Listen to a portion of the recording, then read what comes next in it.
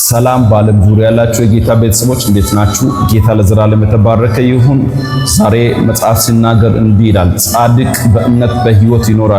ዕንባቆም ምዕራፍ 2 ላይ ቁጥር 5 ላይ ስናይ ዛሬ በተለያየ ዓለም ክፍል ሆናችሁ ይህን እየሰማችሁ ያላችሁ ሰዎች አሜን እያላችሁ ለብዙ ሰዎች እንዲደርስ ሼር ያደረጋችሁ ተቀበሉ። ከዚህ በኋላ በምታምኑት እምነት ነው ብትኖሩት። የምትኖሩት በምትሰሩ ስራ አይደለም። የምትኖሩት በምታገኙት ገንዘብ አይደለም። የምትኖሩት ልክ በእምነታችሁ ልክ ነው። የትም ሀገር ላይ ሆናችሁ ይህን ቪዲዮ ከሀገር ውስጥም ከሀገር ውጭም ሆናችሁ ልትሰሙ ትችላላችሁ። ለእናንተ አንድ መልእክት አለ። የሚያኖር እግዚአብሔር ያኖራል ብላችሁ የምታምኑ ሰዎች በእምነት ትኖራላችሁ። አያችሁ፣ መጽሐፍ ቅዱስ ጻድቅ በእምነት በሕይወት ይኖራል ስል እምነት ምን ያክል ሰዎችን የማኖር ኃይል እንዳለ ያሳያል። መጽሐፍ ቅዱሳችን አብርሃምን በእግዚአብሔር አመነ እምነቱም ጽድቅ ሆኖ ተቆጠረለት ይላል። አያችሁ፣ አብርሃም ያመነው በመቶኛ ዓመት ላይ ነው። መቶኛ ዓመት ላይ እግዚአብሔር ተአምር እንደሚሰራ ኪዳኑን እንደሚፈጽም አመነ፣ ሆነለት። ዛሬ በተለያየ ሁኔታ ውስጥ ሆናችሁ ይህ መልእክት የሰማችሁ ያላችሁ ሰዎች ነገር ተዘግቶባችሁ፣ በር ተዘግቶባችሁ፣ የሥራ በር የተዘጋባችሁ። አብርሃም እኮ ልጅ ነው ያጣው። ልጅ ባጣበት በዛ ጉዳይ ላይ አመነ። ባጣችሁ ጉዳይ ላይ እመኑ፣ እግዚአብሔር አምላክ አሳልፎ ይሰጣል። በተዘጋ ነገር ላይ እመኑ፣ እግዚአብሔር አምላክ ከፍቶ ይሰጣችኋል።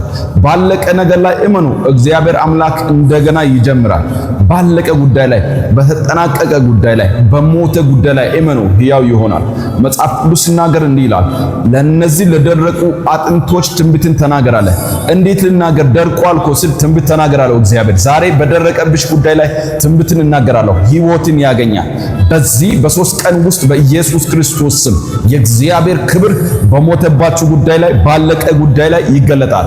አሜን ብሎ ሼር ላደረገ ሰው በኢየሱስ ስም ይሁንለት። የተዘጋ በር በኢየሱስ ስም በኃይል ይከፈታል። ዕጣ ይወጣላችኋል። አሜን ብለ ለ5 ሰው ሼር እያደረግ ተቀበል። የፋይናንሻል ነገሮች ሲለቀቁ አይቻለሁ። መጽሐፍ ሲናገር እንዲህ ይላል፣ እነሆ በፊት የተከፈተ በር ሰጥቻለሁ፣ ማንም ሊዘጋ አይችልም እንደምን። አሁን የተዘጋ ያ በር በኢየሱስ ስም ተከፈተ። ፋይናንሻል በሮቻችሁ ሲከፈቱ አያለሁ። ሜሬጅ በር ሲከፈት አያለሁ። የሥራ በር ሲከፈት አያለሁ። በውጭ ኢንተርናሽናል በሮች ሲከፈቱ አያለሁ። አሜን ብላችሁ ተቀበሉ በኢየሱስ ክርስቶስ ስም። ብዙዎች እንደመሰከሩ ትመሰክራላችሁ።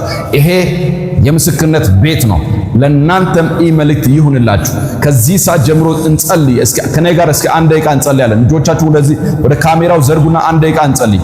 አባት እግዚአብሔር ሆይ ይሄን መልእክት የሚሰማ ወንድ፣ ይሄን መልእክት የምትሰማ እህት ሴት ዛሬ በኢየሱስ ስም ከመንፈስ የተነሳ የተዘጋባት በር እንዲከፈትላት፣ የተዘጋበት በር እንዲከፈት እግዚአብሔር ሆይ ቃል ሲናገር እነሆ በደጅ ቆሜ አንኳኳለሁ እንደምል፣ ማንም ደጁን ቢከፍትልኝ ከእርሱ ጋር እራት እበላለሁ እንደምል፣ አሁን ደጆች እንዲከፈቱ አባት ሆይ በዚህ ቤት ላይ አንተ እንድትገባ ይህን መልእክት በሚሰሙ ደጆች ሁሉ እያንኳኳ ከችግራቸው እንድታወጣ፣ ከበሽታቸው እንድታወጣ፣ ከሐዘናቸው እንድታወጣ፣ ከለቅሷቸው፣ ከድህነታቸው፣ ከመርገማቸው እንድታወጣ በኢየሱስ ስም አሜን ለሚል ሰው ሁሉ ያንተ እጅ እንዲደርስ በኢየሱስ ስም ጸለይኩ።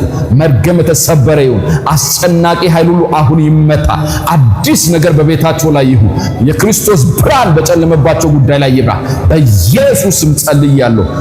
ሙታን የእግዚአብሔርን ድምጽ የሚሰሙበት ጊዜ ይመጣል ተብሎ ለተጻፈ የሞተባቸው ጉዳይ አሁን ያንተን ድምጽ ሰማ። አሜን። የተዘመናችሁን ይባርክ። ይህ መልእክት ፎሎ፣ ኮፒ ሊንክ፣ ሼር፣ ሪፖስት አድርጉልኝ። ሻሎም